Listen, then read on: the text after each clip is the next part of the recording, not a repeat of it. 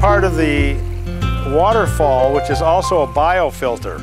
So the gravel that you see here and the plants that are in the gravel actually clean the water. And these are some plants that are kind of rare. You don't see them around with the purple leaves. These will actually get to about 4 or 5 feet tall, and the leaves will be about 3 feet. So that's kind of fun. Then over here we have lotuses, which are just starting to come up, and some flowers are coming out now. And they should be opening up probably in another month. So the concept is that this creates airflow, which aerates the water for the fish and ends up cleaning the water. And you can see some koi coming up down in front now. They're just swimming past it.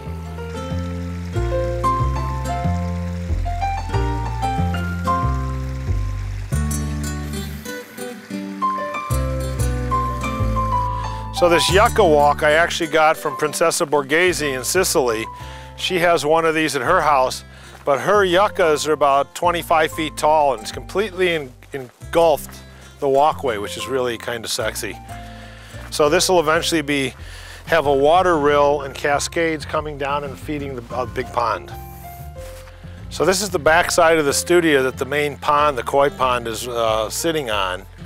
And my offices are upstairs, the meeting rooms are on the left, and the main offices and group meetings are here on the right.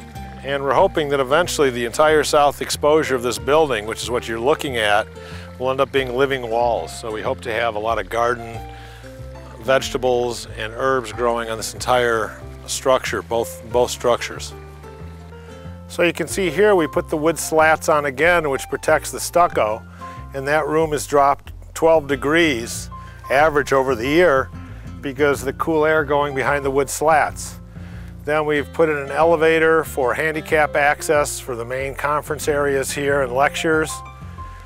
And this screening you see, this is actually glass with octagon-shaped scrims in it. So what that does is it cuts down, you can see through them if you look straight through going up the elevator. But if the sun's at an angle, it cuts the sun from coming into the elevator access.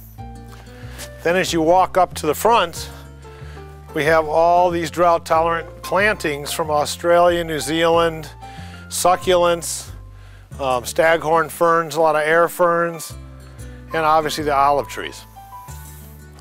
The concept is to have a lot of separation on the property and not have to walk very far to get to different areas. I only walk 300 feet to work. So my carbon footprint is very minimal. As you can see, the studio houses one guest suite, all the offices, some conference rooms, where this structure will house the media room for movies, the art gallery, large group gatherings, and we can also have retreats here on the property. So people that are into sustainability can come and listen to lectures. We can fly specialists in, people that want to hear what people have to say. And you can have retreats up here for green corporations. So the area that you're standing in, my concept was as you came up the walk towards the front door, which is a 5 by 10 foot pivot door, you felt the compression of the building over your head. And you can see there's not one light underneath the ceiling, but there's 9 lights. So it lights it very evenly, and it's dimmed. So they're only 10-watt bulbs, so it's this warm candle-like glow. So the garage, as you can see, cantilevers off the back. They're filled cells, fully insulated to R60. The roof is planted, which I'll show you when we get up to that area. We've used all the rock that we've pulled out of the ground for our foundations and so forth and done dry stack walls. The advantage to that is we're not using concrete, we're not using pollutants. They're just put together very professionally, I guess. And they hold up any small retaining walls that we need to do. Plus, we got to use it and not just have it hauled off to a dump somewhere. So this property is 41 million years old. It was underwater back then, and as we were breaking some of the rock out for the foundations, we found a lot of fossils. The lower section where the new learning center is going actually has a fossil conch field on it, on the sidewall. And that's where we're going to set in the mini amphitheater for lectures. This is the new acreage that we purchased to build our learning center for people to come up and see, have lectures, and it'll also have housing for retreats. We have 5 acres on top of the mountain. The entire bottom of the mountain where the stream is. So the Trancas stream runs through there, which is a blue line stream. We have a Sumash archaeological site, and we have about 15 acres flat down there that we're going to put in some organic farms. We're going to put an herb farm that we can actually make herb oil, plus dried herbs that the Volunteers of America might be working with us on. And that'll give the veterans a job and allow them to produce a product, a light industry, that they can then sell themselves. This is a little children's maze labyrinth that we built. That's the Gwen Merrill bronze cat. That's going to be the prize to get to. It just got planted last week, but obviously these little succulents and plantings will get up to about 1 foot tall in the end, and the kids will actually walk on the mulch and try and get their way over to the cat. So there are a lot of dead ends. They'll be able to see a lot of different plant material, and we have more plant material coming that'll actually, so you'll have a whole stepping range from low succulents to bushy succulents, and this is a 0 watering facility.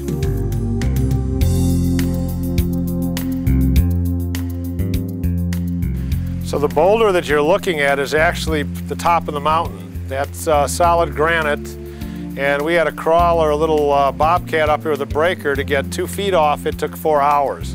Then we surrounded the house, actually, or the main convention center, with a pond that goes around 180 degrees for fire, and it's nice. And you walk over these stepping stones onto the media roof. So this is actually the roof of the media, and we can adjust the water level here to go over the infinity edges, or we can keep it lower when it's not in use for parties or gatherings, so that the wind doesn't blow the water off the roofs.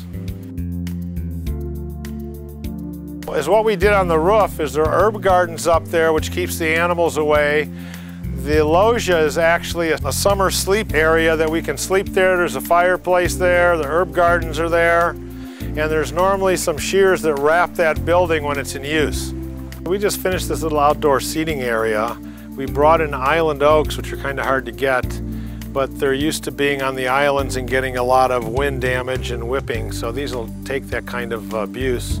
We also brought in these Australian and New Zealand grasses. So this is the granite strata that this top of this mountain is made of, that the house actually supported by. The house cantilevers off this side of the mountain and overlooks the entire canyon, which is kind of nice. And these are all natural, native little baby orchids and all kinds of other little flowers that grow indigenous to this area.